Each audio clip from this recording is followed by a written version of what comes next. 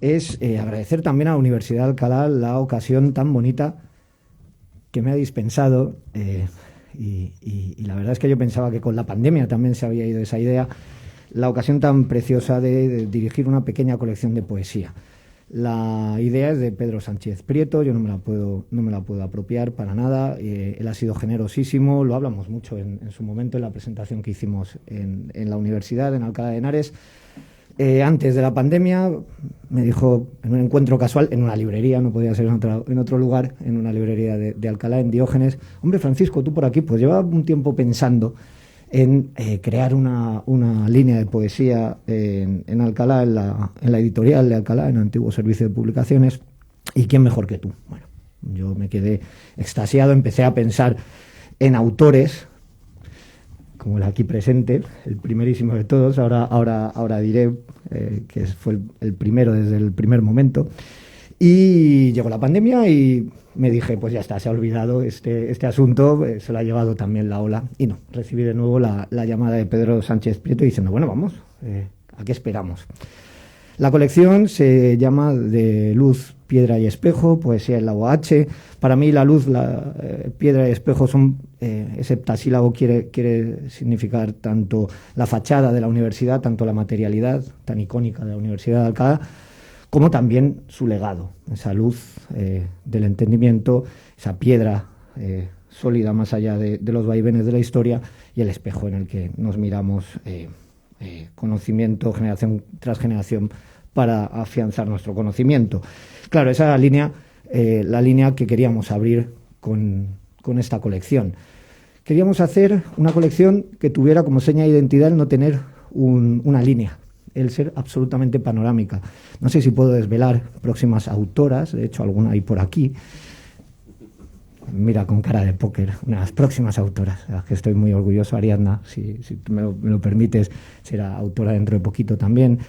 En la colección, Ángela Álvarez Sáez, Olga Bernat, que va a ser la que se va a encargar del segundo número, la autora del segundo número. Queríamos, como os he dicho, y como estáis viendo por estos nombres, que la marca de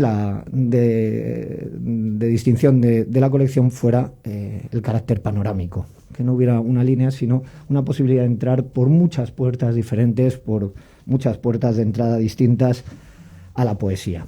Sacaremos un libro al semestre, que para mí puede parecer modesto, pero para mí es todo un reto, porque lo queremos mimar mucho, queremos que cada libro tenga una personalidad clara, diferenciada, que salga bonito. Ahora me dirá José Manuel si le ha gustado, cómo le ha quedado. Yo creo que sí, que modestamente ha quedado bien.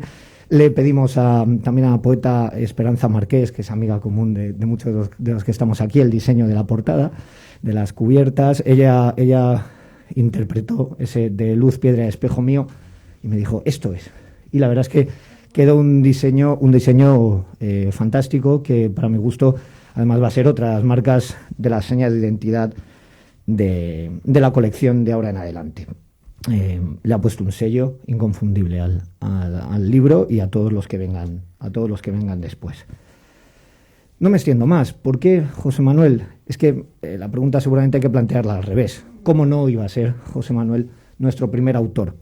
En una colección que quería tener un pie en la tradición de la universidad, quería tener otro, no sé cuántos pies me van a salir de esto, un segundo pie en la panorámica de la poesía contemporánea, en la búsqueda de nombres significativos de la poesía contemporánea, y también en la puerta de entrada para el alumnado de la universidad que no esté especialmente especializado, valga la redundancia, en poesía. Pues José Manuel era el primer candidato y único a inaugurar esta colección. José Manuel es una persona que desde el inicio se ha mostrado generosísimo con nosotros, con nuestra labor. Bueno, es que lo puedo contar. Yo le digo, José Manuel, estoy deseando iniciar una colección de poesía en la Universidad de Alcalá contigo. Dice, qué bien, qué alegría, mañana mismo te mando el manuscrito. Tal vez tardó una semana, pero el entusiasmo de ese primer momento se ha seguido viendo a lo largo de todo el proceso. José Manuel es una persona que simboliza para mí el libro, la búsqueda de la excelencia en la palabra, y además de algo que queríamos que estuviera también presente en en la colección. Fijaos qué cuestión tan, quizás al principio que parezca traída por los pelos, pero que no. Yo creo que no lo está.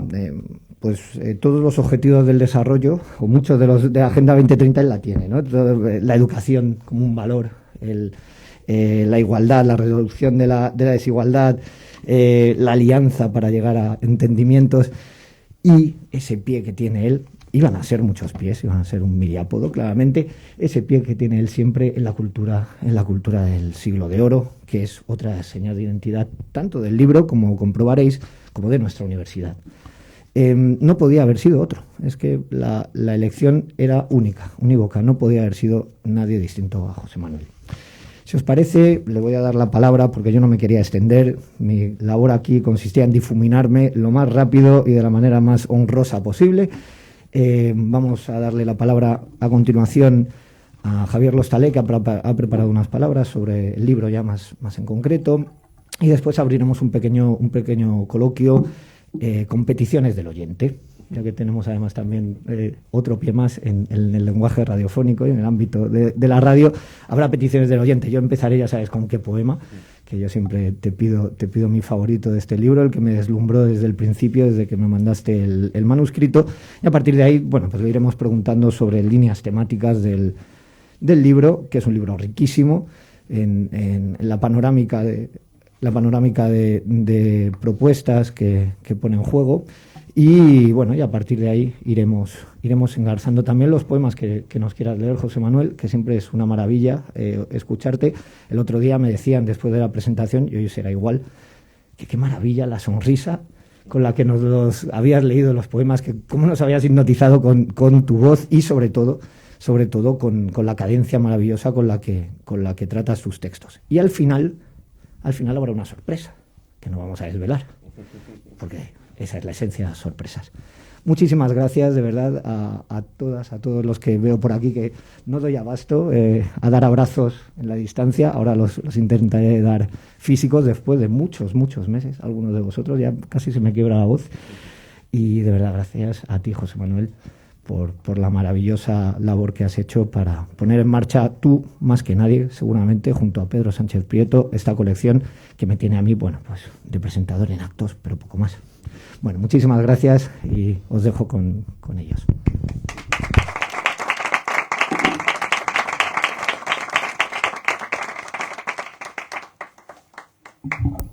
Buenas tardes y encantado otra vez de estar aquí en la librería Alberti, con Lola, con José Manuel, con Francisco José Martínez Morán, que por cierto es el primer ganador del primer concurso de poesía Francisco Brines, lo cual es una maravilla, porque así siempre que leamos su poesía le recordamos a él.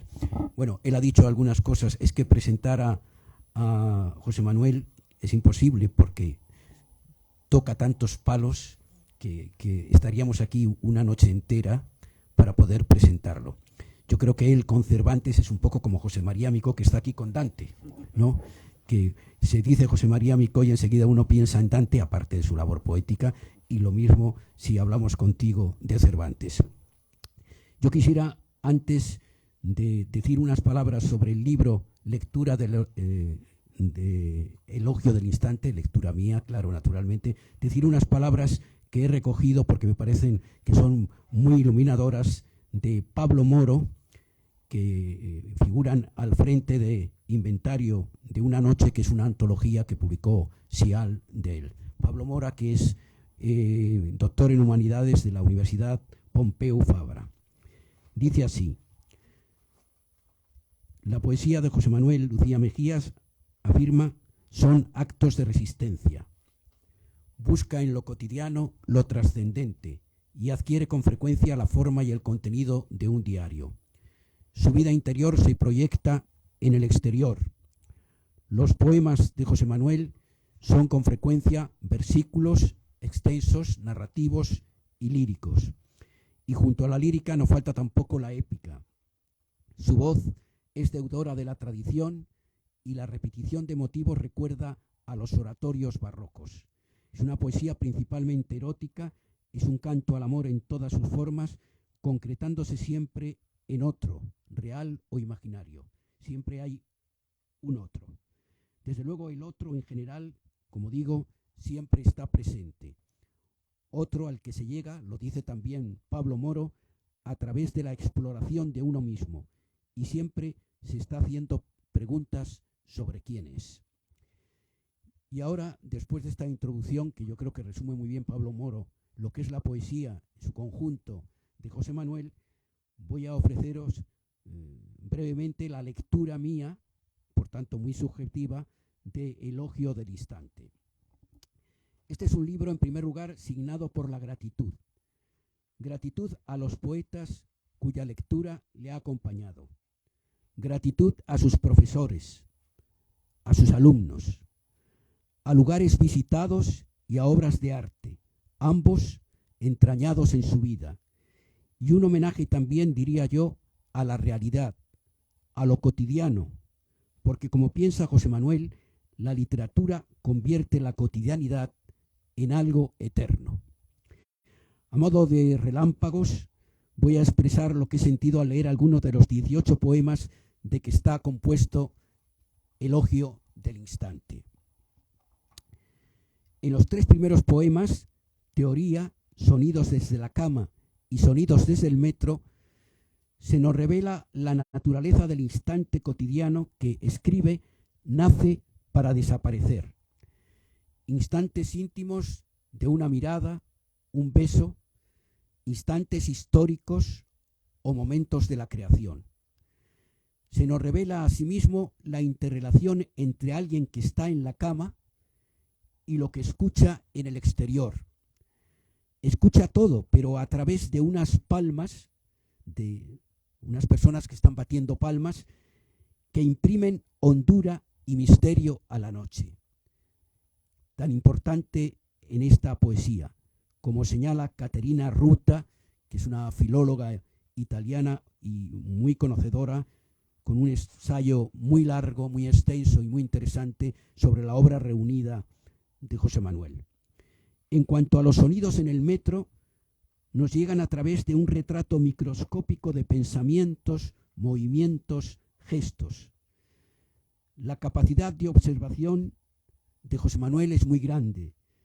La mirada abriendo lo que mira es otra de las características de su poesía. La necesidad de la poesía, la existencia que ella construye, pues fecunda la memoria, es el pulso de nuestro tacto y canaliza también nuestras ansias de libertad. Esta necesidad aparece en el poema Se nos están muriendo los poetas. 2 manos se funden en el poema Concierto de guitarra. La mano del concertista, que desaparece en las notas que amanecen, que es ya solo música, y la de quien acaricia el pelo de su amante. Fusión que presta su sentido último a la música. Y en Postal desde Helsinki, a partir de una acuarela de su maestro Carlos Alvar, contempla un paisaje que se escribe dentro del poeta a través de una mirada sin límites, en donde los versos son, le cito, las ramas de algunos abedules como telarañas geométricas en el horizonte. Es decir, que el verso se confunde con aquello que nombra. No hay límite para la mirada ni hay tiempo. No hay tampoco regreso. Todo es consumación permanente en esa postal.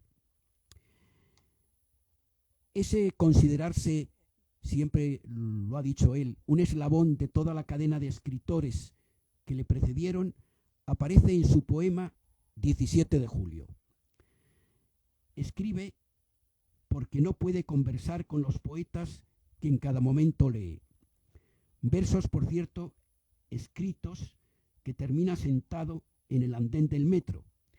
Pero antes, y aquí esta relación siempre de él con la realidad, pero antes de que surja el poema, lo provoca la realidad vivida que intenta iluminar. La realidad de un vendedor de linternas y bolígrafos en el metro, a quien nadie, como suele ser habitual, hace caso. Más tarde, en el poema En el Museo de la Historia Judía, Berlín, Se pone en la piel de las víctimas al revivir el Holocausto y reflexiona sobre la barbarie que continúa agitando a Europa, llámense violación de derechos humanos, llegada de pateras, etc. Y están también presentes, y todo esto se nos transmite en el poema Son invisibles. Y en otro de los textos, seguimos nuestro itinerario relámpago, Lampedusa, nos ponemos en contacto con el mar de la dicha, de la cultura y de la tragedia. Por eso, mientras el cuerpo del poeta se tuesta al sol en esa única y momentánea existencia paradisíaca, negros cuerpos exhaustos, le cito, llegan a la playa y ha de arropar con su toalla a uno de ellos. La brisa feliz del mar se convierte al final del poema en lágrimas. Un bellísimo y emocionante poema de amor es el titulado A las puertas de Cartago, que a mí me gustaría, va a ser una de las peticiones del oyente que dijiste tú. Y es que el amor concibe el verdadero espacio y da sentido a la historia de los lugares. Su ausencia borra la memoria. Cuando no amamos o cuando hemos amado y nos han abandonado, perdemos la memoria y perdemos gran parte de nuestra biografía, claro. Finalmente, en este recorrido incompleto y, repito, relampagueante por los versos de Elogio del Instante, hay una última parte titulada Lecturas y homenajes, que se abre con el poema Yo sé quién soy, inventario de una utopía cervantina, como no podía ser menos. Para saber quién es José Manuel, no tiene más remedio que acudir a Cervantes, al Quijote, a una mano que empuña una lanza. Es su circulación sanguínea. Para saber quién es, se funden dos rostros, se funden pasado y presente. Es, creo, este poema una honda reflexión sobre la existencia. Y a este poema siguen homenajes a Góngora, con el que mantiene un diálogo íntimo sentado delante de la Biblioteca Nacional, al que se suman Luis Alberto de Cuenca y Dámaso Alonso, que pasan por allí. Diálogo mientras escribe un poema en el que respiran los cuatro. La intemporalidad germina por el cordobés. Homenaje a Góngora, pero también a León Felipe, al jerezano Juan Ruiz Peña y a Federico García Lorca, con el que se cierra el libro. Es un nocturno a dos voces y un mismo aliento, así se titula el poema. Se trata de una escena, no hemos hablado aquí, pero podríamos hablar mucho de la relación de la poesía con el teatro. Algunos libros de poemas han sido llevados también a la escena que tiene José Manuel. Se trata de una escena en la que los dos protagonistas hablan del amor con las metáforas y el pulso del lenguaje de Federico. Los amantes se encienden dentro de su sueño. No olvidemos, repito una vez más, que el teatro es otra de las pasiones de José Manuel Lucía Mejías. Termino. Elogio del Instante, en efecto, si vosotros lo leéis, convierte el instante en eternidad.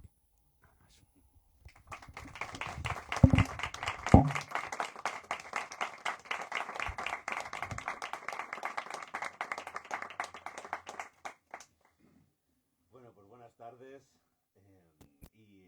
bueno, estoy más que emocionado, la verdad que por tantas razones, ¿no? Y como a todos nos pasa, en estos momentos que vivimos, cualquier emoción se multiplica, ¿no? Porque realmente hemos soñado tanto poder compartir estos momentos que cuando lo podemos hacer, aunque sea con la mascarilla y con todas las seguridades que tenemos, pues lógicamente es un momento único, ¿no?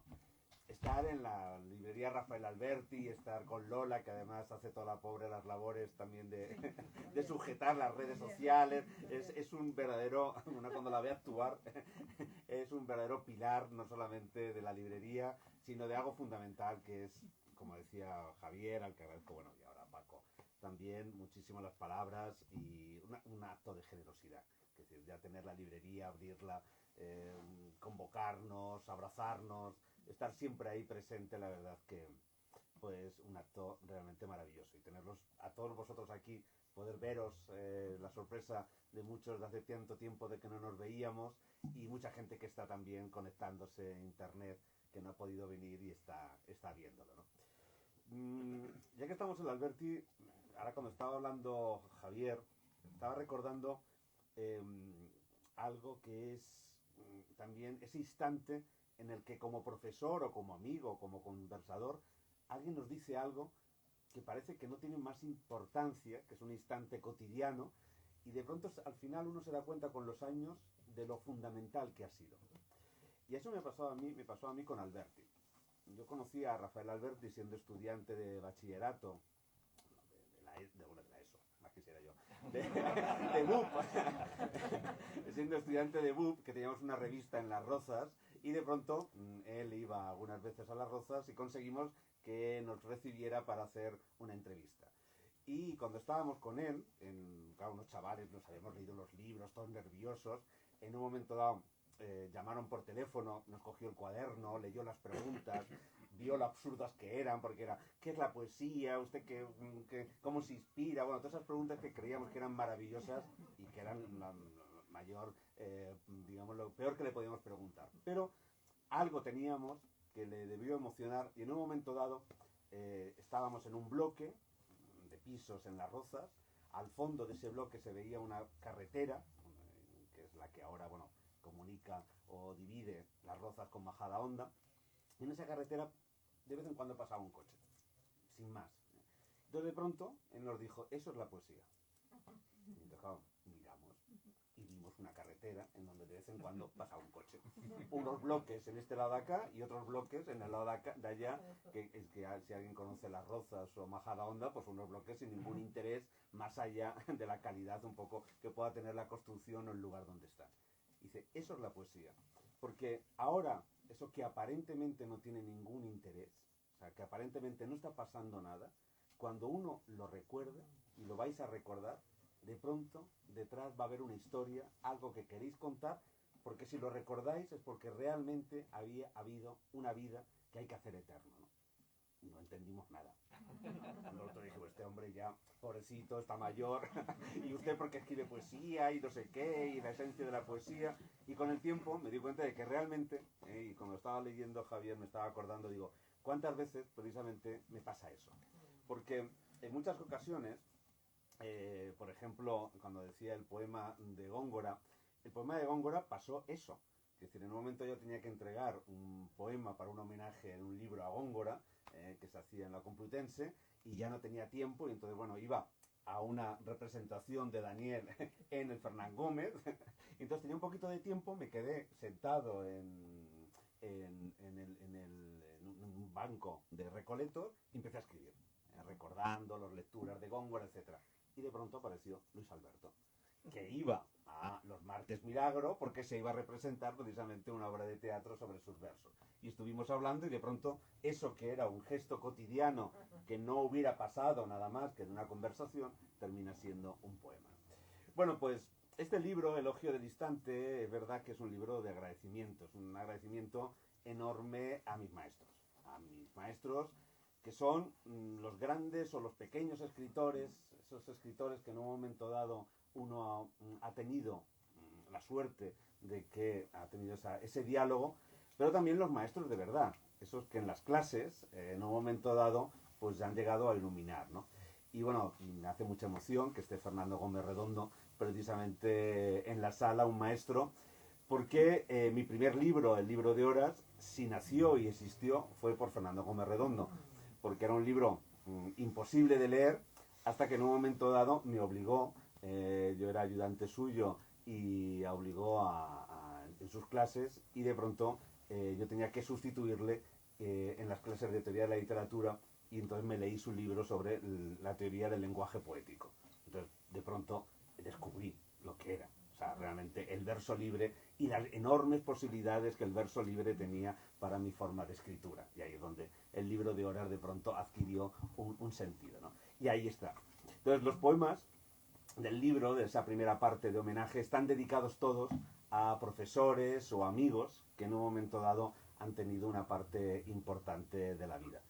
Pero en realidad el libro tenía que estar dedicado a Paco, a Francisco, porque realmente él dice que nada, es simplemente un presentador, pero este libro no hubiera existido si no hubiera habido esa llamada, que además, digamos, nunca a veces sabemos cuándo un libro nace. El libro se va creando, se van creando los poemas, pero este libro sí que es ese día que me llama, que yo además estaba en una cafetería en Embajadores, tomándome un café antes de ir a Huerga y Fierro, es decir, es que era como el momento, y de pronto me llama y me dice, oye, estamos pensando en hacer la colección y nos gustaría que un libro tuyo fuera el primero de la colección, ¿no? O sea, a mí me emocionó muchísimo porque siendo estudiante de Alcalá de Henares, de la Universidad de Alcalá, habiendo sido profesor de Alcalá, dedicándome a la enseñanza, pero también a la poesía, que una universidad quisiera hacer una colección de poesía, emociona.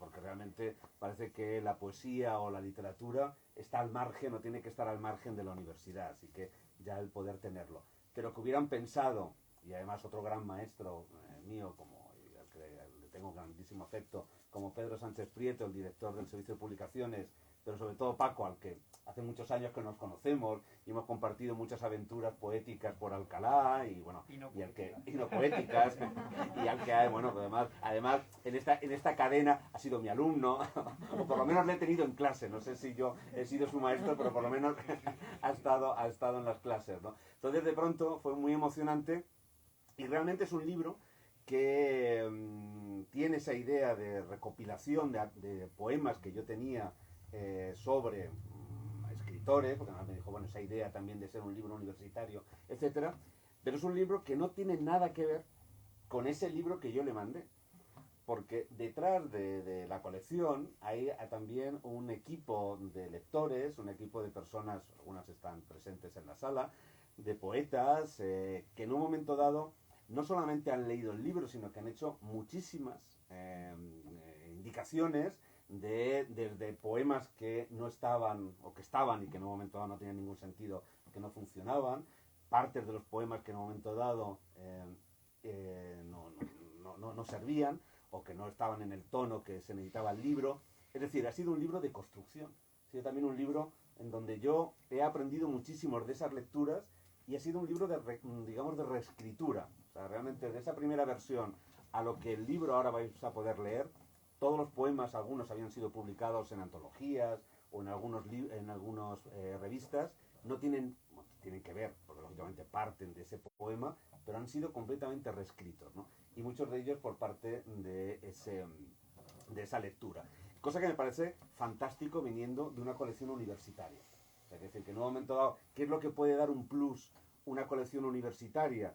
No tanto una cuestión simplemente de tener una editorial más o digamos, una colección más de poesía, sino que todos los libros están trabajados, no es solamente ya yo entrego el libro, aquello es el proceso final, sino es el inicio.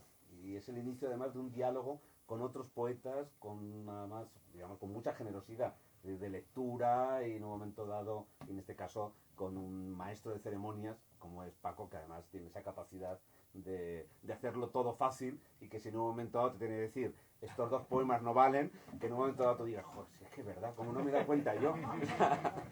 Otra persona te lo dice y dices, ¿cómo que no valen? Son los mejores que he escrito en mi vida, ¿qué te has creído tú? Etcétera. Pero bueno, Paco tiene esa capacidad porque te lo dice de verdad. O sea, porque realmente es el poeta que también sabe leerlo de esta manera, ¿no? Así que por eso es un momento realmente mágico. Vivimos ese momento también en la presentación de Alcalá, poder presentarlo en la Universidad de Alcalá y ahora poder presentarlo en este templo, en este lugar maravilloso en donde además compañía, ¿no? Pero bueno, es decir, que ya el libro está ahí, es decir, ya el libro está, es un libro hermosísimo, es un libro además también ha tenido esa parte de la pandemia, lo hemos tenido que trabajar mucho sin ver, o sea, solamente por digamos por ordenador, y es un libro que hasta que yo no lo vi en la mano, o sea que no me mandaron los ejemplares, nunca pude saber cómo era. Porque para mí, por ejemplo, es un libro que yo siempre me lo imaginaba en un tamaño mucho más pequeñito. O sea, en las pruebas era todo, entonces yo decía, esto no va a haber quien lo lea. O sea, esta letrija, ya, claro, yo ya voy pensando en los miopes como yo. Entonces ya de pronto voy pensando en los de mi generación. Y entonces, pues, esto no va a poder leer nadie, ¿no? Y en cambio el tamaño, todo, también es una apuesta, el propio diseño, digamos, como decía, del dibujo de la portada es maravilloso. Y luego ya está lleno de homenajes, y un último homenaje, y ya con eso ya lo hablamos de otras cosas, es también la foto, digamos, la foto del autor, que es una foto maravillosa de Demian Ortiz, es un fotógrafo de poetas y un fotógrafo maravilloso, pero sobre todo es una foto que es una reivindicación de la casa de Vicente Aleixandre. O sea, que sería el gran último homenaje. El propio libro es un homenaje a la poesía y a la que queremos tanto que sea la casa de la poesía. Y que además, por tanto trabajo y donde, bueno, la Asociación de Amigos de Vicente Aleixandre lleva más de 20 años trabajando, y es algo como una cosa casi impensable, como hay una oposición a que no haya una casa de la poesía, que decir, además una casa de la poesía, ni más ni menos que es la casa de Vicente Aleixandre, y de pronto ni la empeñada en participar y en gestionar esa casa de la poesía. Pero también tenemos el anuncio la semana pasada de que si cualquiera de ustedes tiene no sé cuántos miles de euros, pues pueden comprarla en Idealista. O sea, si ahora mismo se mete en Idealista, tenemos que la casa de la poesía, esa que queremos que sea la casa de la poesía, ahora mismo sea alguien, cualquier persona con un poco de dinero, y seguramente con un dinero venido de la poesía, no con un criterio poético, de pronto se puede hacer con ella, ¿no? Entonces, bueno, también un homenaje a Vicente Aleixandre, a los grandes poetas que en un momento dado nos han acompañado hasta ahora. Así que un verdadero placer estar entre vosotros.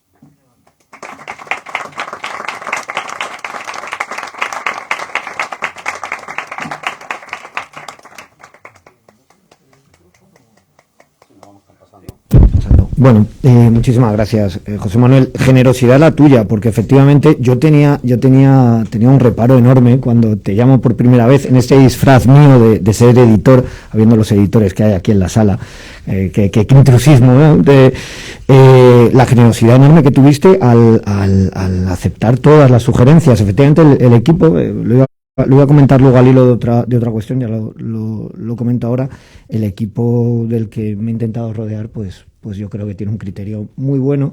Tenemos a Javier hoy presente, está también Marta López Vilar, que es miembro del equipo. Bueno, hay varias personas en las que yo confío mucho, y yo sabía que te iban a aparecer buenos cambios, pero siempre uno pues tiene un reparo, ¿no? En decir, oye, coloca esto aquí, quita esto allá, me gusta un poquito menos, no aporta, ese tipo de cosas.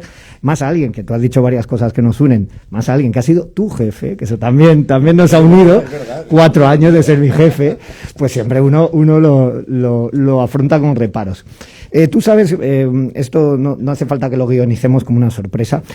Tú sabes qué poema te voy a pedir yo en primer lugar, que es Yo sé quién soy, que es el poema que me deslumbró cuando me mandaste el manuscrito, y me sirve para dar pie a esta relación. Antes se reía el público, ¿no? Porque cómo no iba a salir Cervantes en un libro tuyo en el que hay elogios a tus maestros. Me sirve para preguntarte, ¿no? ¿Cuánto hay de locura en dedicar la vida como la dedicas tú a la agitación cultural? ¿Cuánto hay de locura en seguir formando filólogos, en confiar en el mayor aparato tecnológico, el mejor, insuperable por ahora para mi gusto todavía, que es el libro? ¿Cuánto hay de locura? Cuando a mí me llevaste, dices, momentos no inolvidables, cuando a mí me llevaste a la imprenta aquí en el Conde Duque, yo vi que había un amor por los libros en ese curso de doctorado que me impartiste tú y que para mí es inolvidable también.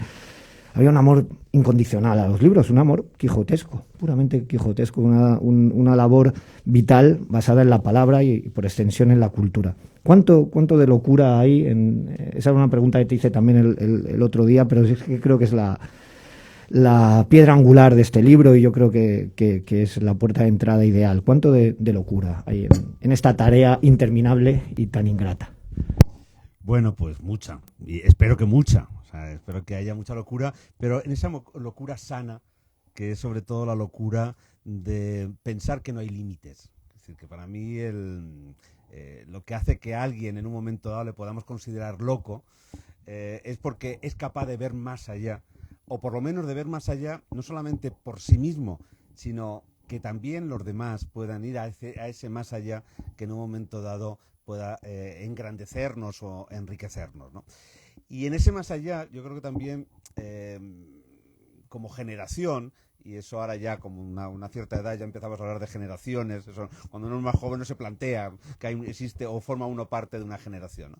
Pero sí que como generación creo que nos toca esa posición de recuperar los sueños y recuperar sobre todo la literatura, que no deja de ser una expresión concreta de esa locura, también en nuestro ámbito laboral, ¿no? O sea, de pronto hemos vivido, sobre todo en la parte de la Universidad Española, como muy de espaldas los creadores con los investigadores, ¿no? Incluso, bueno, pues aquí está José María y lo hemos sufrido en un momento dado, compañeros que en un momento dado dice, bueno, deja ya de perder el tiempo con los versitos o con la novela o lo que sea, o sea, sigue investigando, que realmente para eso lo hacemos, ¿no? Y yo no entiendo la investigación, si la creación, en mucho de mi creación viene de esas lecturas que a veces son muy, digamos, de profundidad, no solamente ya cuando estudias, sino cuando uno está traduciendo un texto, de pronto ya entra en un diálogo con los textos o con el autor de una manera que cualquier lector ya no tiene. Entonces, ese privilegio que en un momento dado tenemos, también lo podemos volcar a la creación. Y en mi caso, además, creo importante la parte de la divulgación y sobre todo de la agitación cultural. Creo que es importante que en un momento dado el escritor, el científico, ya sea en la universidad o donde el ámbito laboral donde se mueva, tengamos que todo eso tiene que mejorar la sociedad. O sea, si esto tiene sentido, es para que la sociedad mejore, no para que uno en un momento dado se crea que está o por encima o que tiene un puesto en la sociedad, ¿no? Y entonces, esa parte también de apoyar a la gente más joven, de enloquecerles, yo me lo paso muy bien con los estudiantes de la universidad cuando les propongo hacer alguna actividad y de pronto me dicen, vale, sí, entonces me presentan y me dicen, hemos pensado hacer un ciclo de conferencias. Y un ciclo de conferencias. O sea, un ciclo de conferencias. Estamos hartos de ciclo de conferencias. Mira, vamos a hacer una cosa, vamos a hacer recitales poéticas en los baños. Me dice, no, eso no se puede. Digo, ¿cómo que no se puede? O sea, ¿quién nos lo prohíbe? O sea, yo soy el vicedecano, os doy el permiso y además la obligación. Entonces, empezar a pensar en hacer poesía en los baños. Entonces, claro, de pronto es como si, es que se puede soñar, es que podemos estar locos, es que en un momento dado eso es posible. No, es que es necesario. Yo creo que si fuéramos un poquito todos más locos o nos dejaran ser, lo que a veces lo somos, pero no nos dejan, creo que viviríamos mejor, ¿no? Y bueno, y en ese tono de la locura, un poco una locura creativa, una locura también, en esa utopía está este poema de Yo sé quién soy, que los que me conocen saben que soy un poquito pesado con el yo sé quién soy, porque ya lo utilizo continuamente para un montón de cuestiones, ¿no? Bueno, yo sé quién soy, inventario de una utopía cervantina. Dos caras que se retan en una mirada, en el horizonte ansioso de una aventura. Una mano que empuña una lanza con la destreza de ser herida de futuro. Una venta que abre sus puertas de madera a los pozos nocturnos de las gargantas sedientas. Un camino que imagina gestos y caricias en la cuadriculada lectura caballeresca. Y una sonrisa escondida bajo la celada, una sonrisa velada que todo lo ilumina. Y un golpe tras otro golpe sobre una espalda anónima y envejecida. Y un grito que es una esperanza por más que surja sin dientes de la boca. Unas manos temblorosas que limpian el rostro amenazante de victorias perdidas. Unas manos que se vuelven un interrogante cuando descubren al amigo tras la sangre. Dos caras que se encuentran en el camino de los saludos invisibles de todos los días. Dos labios que terminan siendo un espejo, reflejos de infancias casi olvidadas. Yo sé quién soy, dice uno de los labios. Yo sé quién puedo llegar a ser, responde el otro. Dos susurros que terminan siendo un grito en el amanecer que justo ahora comienza, aunque hace siglos que lo contemplan. En el instante del amanecer de dos ojos que terminan siendo un lugar y una lanza.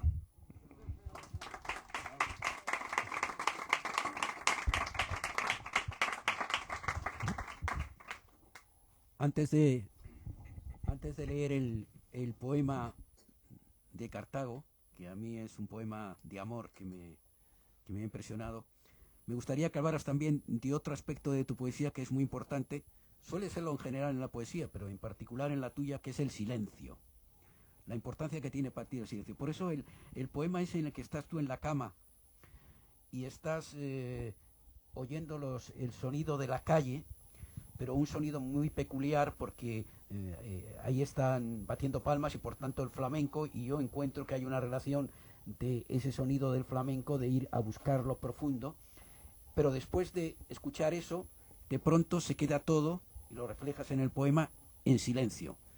Y entonces me gustaría que nos dijeras algo del significado que tiene el silencio dentro de tu poesía, que en general es muy importante en toda la creación poética, pero en particular en la tuya. Sí, sí. Bueno, tanto que incluso hasta la recopilación de la poesía, claro, digamos, completa, bueno, completa no reunida hasta el momento, era El único silencio, ¿no?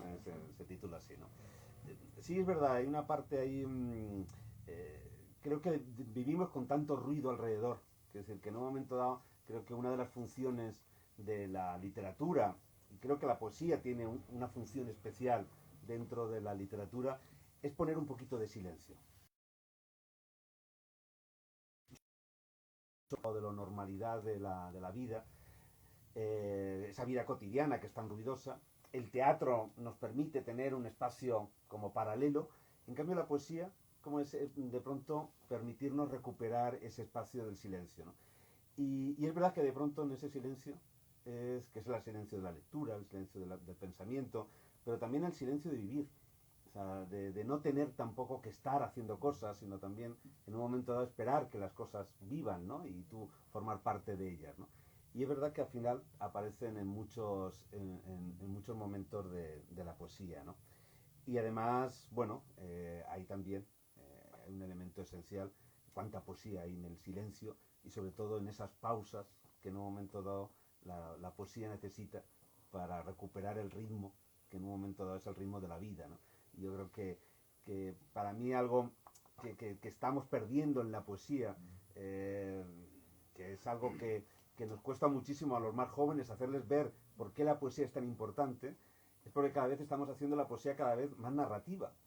Entonces, en un momento dado, al final dices, no, si la poesía tiene algo de especial, y eso, vuelvo, me lo enseñó mi maestro Fernando Gómez Redondo, es la cesura, o sea, al final del verso, que de pronto crea un universo paralelo. Es decir, no hay gramática, en la poesía no existe la gramática, existe otro mundo que es el ritmo. Y el ritmo te crea un universo diferente, que es un universo también de silencios o de juntar silencios con palabras. Claro, si al final la poesía simplemente es estar contando una historia, para eso tenemos otros géneros en donde nos cuentan la historia. Entonces ahí es donde tenemos que reivindicar no solamente la poesía como imagen, sino también la poesía que es fundamental, que es el ritmo, ¿no? Que al final es lo que yo creo que en la nueva poesía, esa que llaman la poesía de los millennials, es lo que precisamente no existe, ¿no? Y por tanto para mí no es poesía. No puedo decirlo de otra manera, y si lo dijera de otra manera mentiría. Que es decir, o sea, como mucho es prosa puesto en versos, o sea, bueno, puesto ni en versos, sino en líneas cortitas una debajo de otra, que en un momento dado dices, oye, que también vamos a ser ecologistas, que las pongan largas, hagan largos versículos y utilicen menos páginas, ¿no? Para hacerlo, ¿no? Y ya está, que enter efectivamente, ahora toca. Bueno, pues no, eso no toca, o sea, el ritmo no toca, siempre es necesario y hay que buscarlo, ¿no? Bueno, este es un poema, Las puertas de Cartago, que además, bueno, es un poema... Bueno, lo leo, no hay que leerlo, además, dedicado a Claudia de Mateo. A las puertas de Cartago. He borrado el nombre de todas las ciudades en las que un día caminé alejado de tu cuerpo. No conservo ningún recuerdo. No los quiero, si tú no estás sonriendo detrás de la memoria. He vuelto una vez más a la ciudad de Cartago, a las ruinas que un día fueron termas y palacios que asombraron a los curiosos embajadores y llenaron de leyendas los oídos de los marineros. He llegado con la ilusión de siempre, la primera. He dejado en el puerto mi barco y mi pasado, los dioses que llenan de lágrimas las oraciones en una lengua lejana porque ya no es tu lengua. Y como siempre sin ti, sin la caricia de tu nombre, me he quedado a las puertas de la ciudad de Cartago, viendo sus ruinas de lejos, detrás de los muros caídos y de los candados cerrados en la exactitud de los horarios. A las puertas de Cartago. A las puertas de Cartago, soñando una vez más que junto a mí un día traspasaremos juntos sus muros y juntos nos acercaremos a las termas de Antonino después de haber disfrutado juntos del deporte sudoroso y juntos sentir el abrazo del agua ardiente y fría mientras nuestros cuerpos desnudos sonríen uno junto al otro, uno confundido con el otro. He llegado a las puertas de Cartago. Una vez más, y una vez más, me vuelvo con las manos vacías, sin más recuerdo que tu ausencia.